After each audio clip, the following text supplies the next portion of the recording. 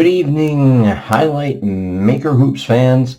Brian Martin here with you to show you a demonstration of another way you can use your Highlight Maker Hoops cards to play 3-on-3 basketball.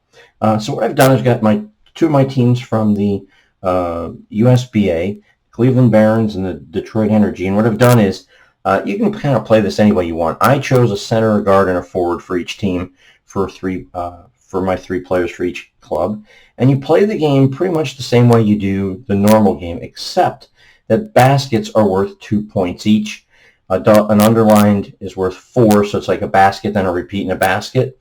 And we're going to use these cubes here to show you as we go how you might be able to keep track of statistics using some colored cubes. Certainly could use a piece of paper, but I'm going to show you how you can use it with cubes or markers and things like that. So basically the scoring track starts at 0. Lightning is scored the same as in the regular game, and the players rotate exactly as in the regular game. The only difference is during timeouts, you go just directly to the coach's card to see if the coach influences the play immediately after.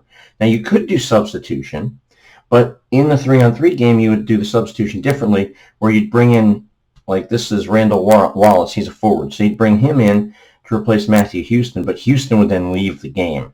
You wouldn't add to the stack. You always want to have 3 on the floor. So you can actually do real substitution as opposed to the abstracted substitution in regular History Maker hoops. You can actually keep some stats, and these point tracks really are not action points, but they are actually scoring points. We're going to play a game to 11, each basket worth 2, each free throw worth 1. There's no 3-point shot here in the 3-on-3 game, although if you did, you would just say that the underlined shot results are 3-point baskets. So we flip the first card, and we see that it's an arc with a deny symbol. So we do the same comparison. Roland King has arc, Marcus Carter has arc, but his arc is underlined. So he wins the challenge. So it'll be Carter for a chance for 2 points, and he can be denied by Roland King on a roll of 2, 4, or 5. The roll is a 5. He's denied, and so no score. Both players rotate out, and we go over to the hoop cam, and it's a bump result.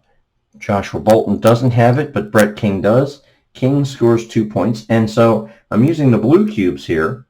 I'll put a blue cube on Brett King for point, and because there's a bump result, and he's a guard, then you go to the right, and you go to the player that's to his right, got the rebound on that play, since that's a rebound quality. Even though King had the quality, Charles Stokes gets the rebound on the play. So we go there, and Lightning now comes over here to Detroit. We go to the next card. It's a ref look. It's 2 shots for the, I forgot to rotate him out. 2 shots for the visitor. So Clank is 11-13 for Matthew Houston. He rolls a 34. He rolls a 51. So 2 points there for Houston. And actually, I'll put 2 cubes on him, and I should have put 2 cubes over here since they're worth 2 points. So it's 2-2 the score. Both players rotate out after a free throw. We go to the Lightning goes bye-bye. And it's home player with offense smart. Stokes doesn't have it. The ball is thrown away. So again, you can have little lulls here. Unusual result. We'll roll on that. It's a 3. Technical foul. Visitor team, home team shoots 2 free throws. We're going to call in the 3-on-3 game. A technical foul is 1 free throw. So the home team 11-15. The Clank.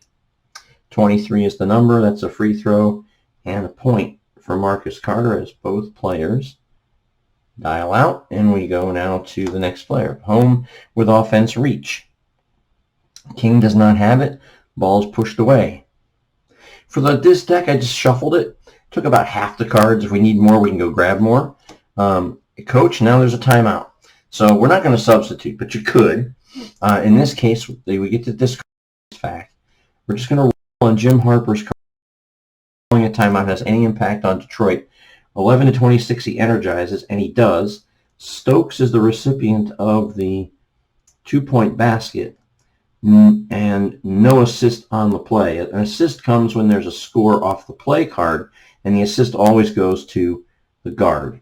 So 11-26, timeout marker goes over here. 5 points now for Detroit. You can see 1, 2, 3, 4, 5, and a rebound. 2 points over here. Rolling King rotates out as we go to the next card.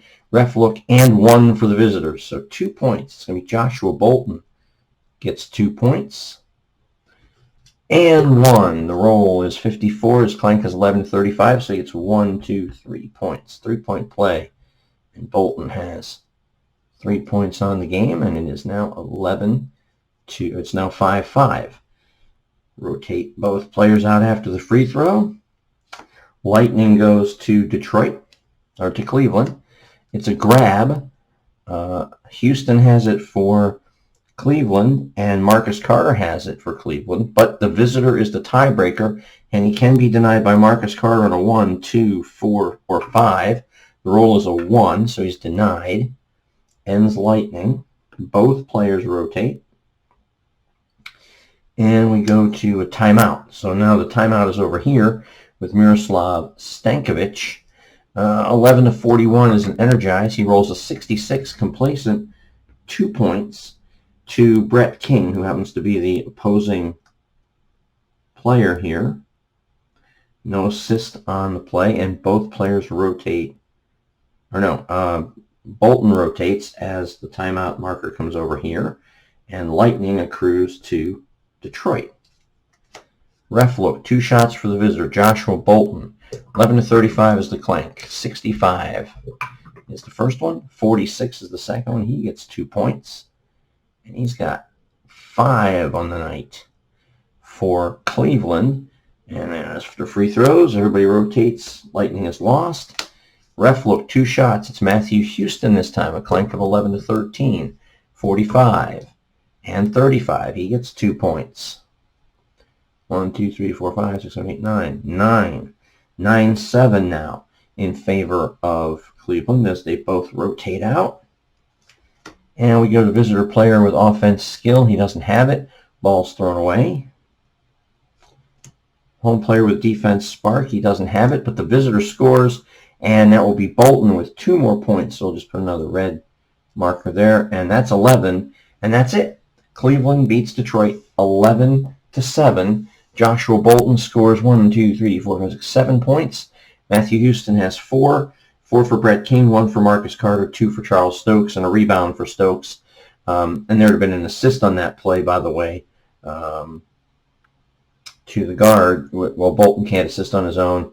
But you can make up your own scoring rules as you like. But that's just an example of how you could keep some score and some stats on the cards.